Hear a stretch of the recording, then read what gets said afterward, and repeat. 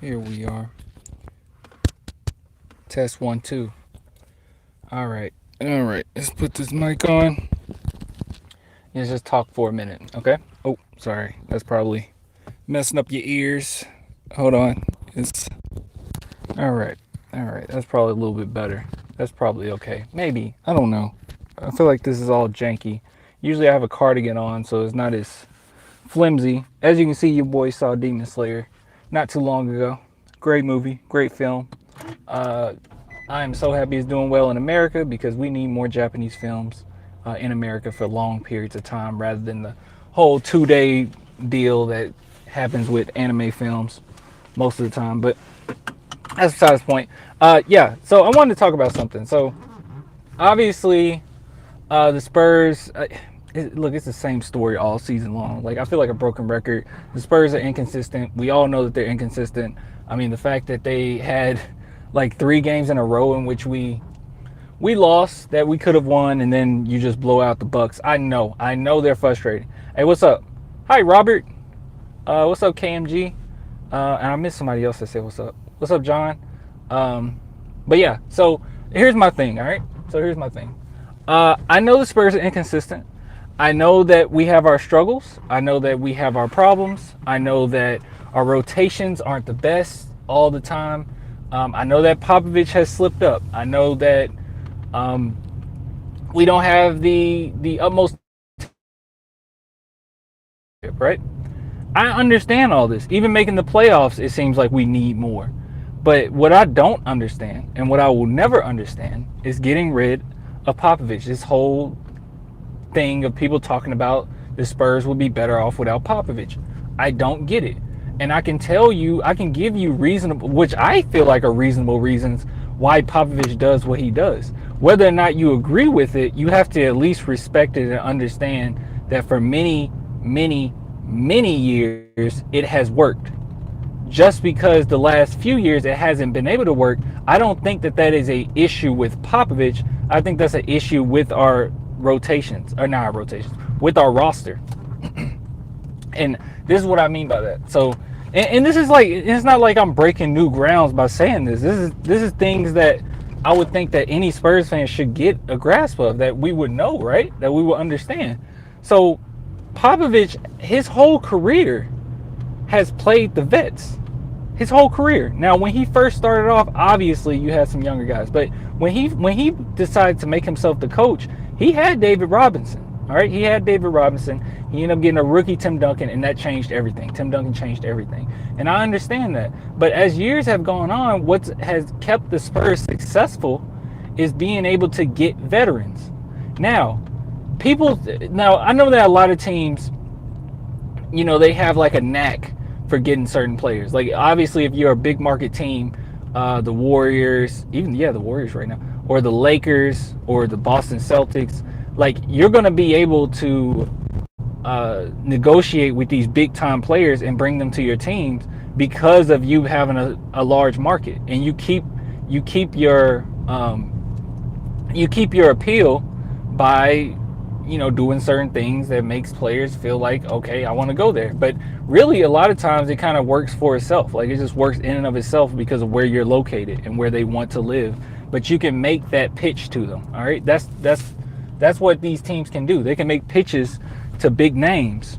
So even if they're struggling for X amount of years, they can get right back on top if they can get the big players. That's what they can do. What is our niche? Like what is it that we can pitch? What is it that the Spurs can do when you're a small market team? Can we convince a LeBron James to come to San Antonio? No. Me personally, I love San Antonio. I'm the type of person that, when I visit San Antonio, the times that I visit San Antonio, I love the city. I think it's great. It's definitely my speed, but I'm a different type of person than a multi-million-dollar basketball player that's going to want to be, where the beach is at, where the hotties at, you know what I mean? So it's just a different feel, and it's more opportunities as far as, I don't know, public appearances maybe, or freaking applying in, movies, getting in movies, doing cameos, whatever you want to do, especially if you're in LA. Okay, so it's a lot more to do in LA and other places. Okay, that's my main point. So what is it that the Spurs can do to appeal to these players to come to to appeal to anybody? What would be the appeal to come to San Antonio? It would be the veterans. It would be the fact that the Spurs make sure you're taken care of. The Spurs make sure that you're going to get your playing time, but they are also going to make sure that you sit, when you need to sit. That you're going to get paid a decent salary. That you're going to be one of the leaders of the team. And that is a really good driving force, because even if you wanted to come to the Spurs for a year or two, after you leave the Spurs, you're going to have some type of opportunities with other teams. So that is a huge plus. If somebody who's a veteran or a pretty good veteran, and near the end of their career, to come to San Antonio and, help the team, be that leader, show the Spurs way, and win some games on your way and get paid pretty decently, like really decently. All of them get paid decently, but you get my point. But that's my point. So the thing is, that's what we do. That's how we pitch these veterans. And as frustrating as it is to see Popovich do this, it's going to help us in the long run. Because let's just be honest, we're not going to get a Giannis. We're not. We're just not. It will be great. It will be wonderful, but it's just not going to fall in our lap like that. Even the LA thing, it was many reasons why LA came to San Antonio. But with that being said, we don't get a lot of big names. The last big name we had was Kawhi, and that was built in-house. Do you think Kawhi would have just came to San Antonio during free agency? Obviously, he wouldn't have. Now that we see the type of person he is, or what he's into, what he likes and stuff, he wouldn't have stuck with San Antonio. He wouldn't have came to San Antonio. We wouldn't have been able to pitch San Antonio to him at all. He wanted to go to LA for a long time.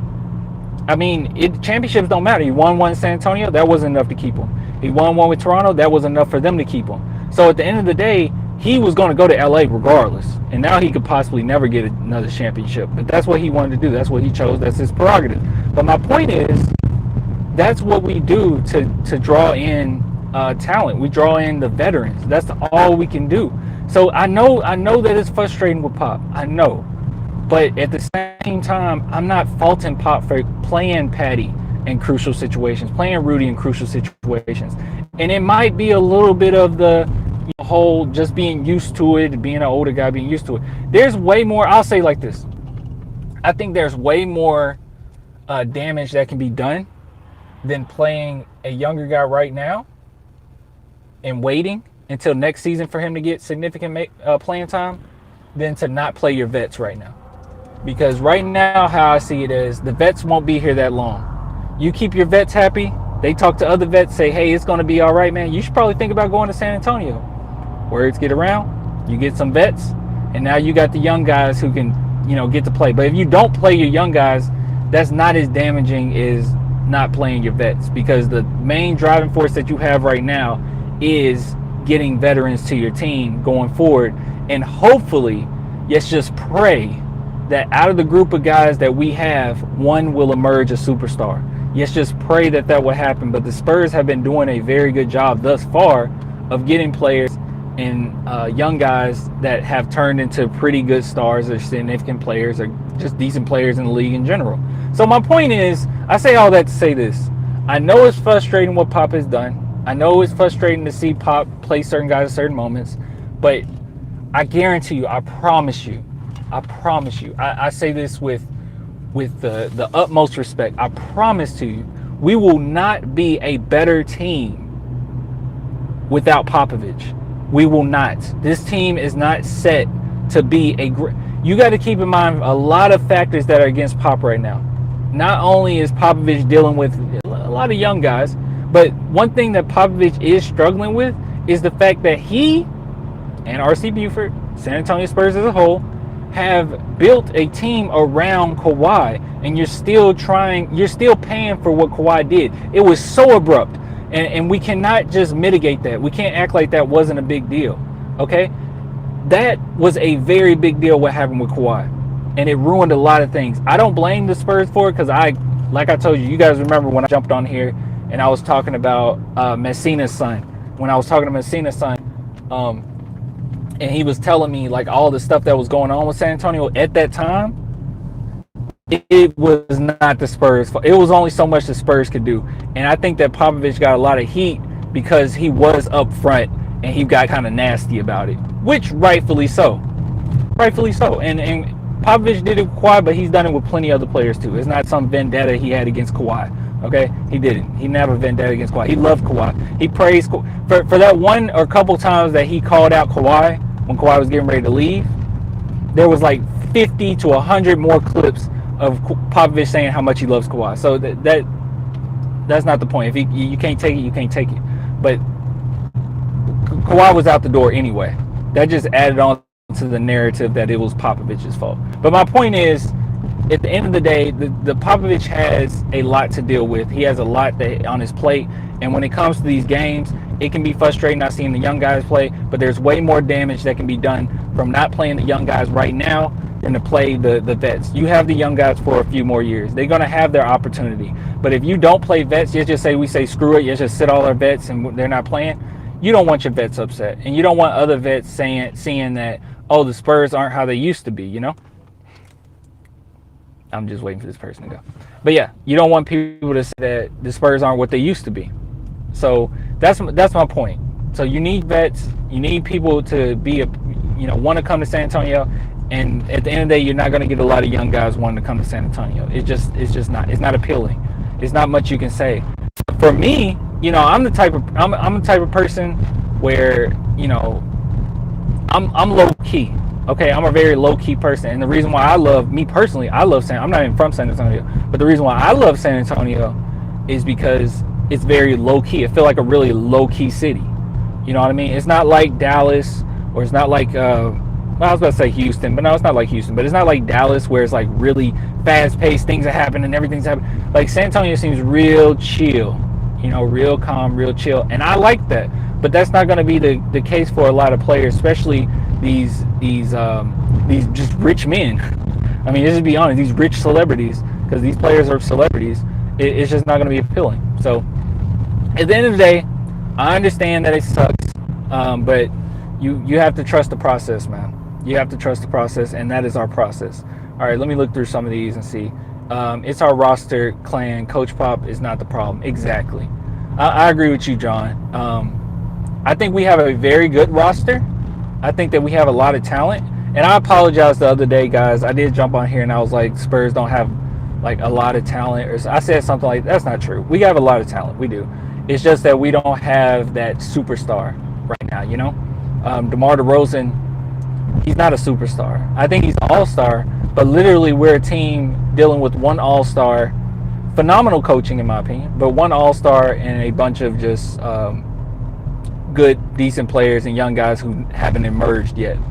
And I know that a lot of people will say, well, if Popovich play the young guys, maybe they will emerge. Trust me, guys, if you're going to be special, you're going to be special regardless, okay? You're going to be special regardless. Prime example, Popovich played Keldon a little bit.